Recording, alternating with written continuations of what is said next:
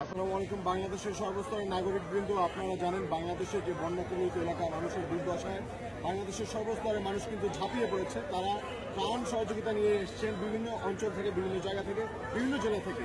তো কিন্তু আমাদের এই মুহূর্তে আমরা সবচেয়ে বড় প্রবলেম যেটা ফেস করছি সেটা হচ্ছে আমাদের যে পরিমাণ মানুষ আছে তার চাইতে খাবারের বা ত্রাণের পরিমাণ অনেক বেশি আছে এবং সেটা কিন্তু দেওয়া হচ্ছে।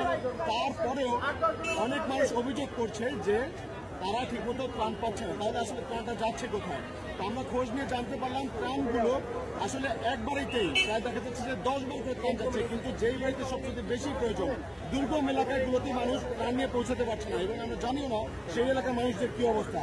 তো আপনাদের সবার উদ্দেশ্যে আমরা এটুকু বলতে চাই যে আপনারা যখন আপনারা ফেরিতে আসবেন সবার আগে আপনারা জেলা প্রশাসকের কার্যালয়ে এসে এন্ট্রিটা করাবেন, আপনাদের নামটা লিখবেন এবং আপনারা কি নিয়ে এসছেন, কোথায় যাবেন, কোথায় গিয়ে দেবেন, কোন বাড়িতে গিয়ে দেবেন। আমরা এখান থেকে ইনফরমেশন কালেক্ট করেছি এবং ইনফরমেশনগুলো আপনাদের কাছে দেবো।